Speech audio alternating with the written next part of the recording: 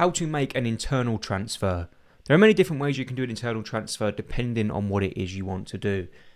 All the options are super easy. If you go over to the wallet here, click on internal transfer.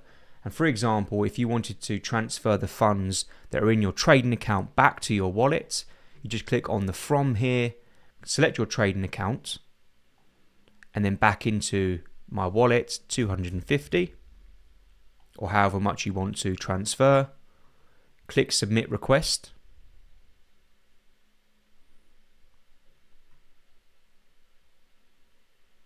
And that should do that for you. You can also do it the other way as well. So let's say you wanted to transfer from your wallet back towards your trading account.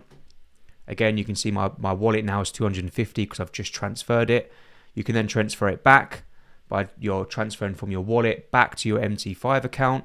Just make sure you've got the right from and the correct to. And you can also transfer between your wallets as well. So say I wanted to transfer my wallet from USD into pounds.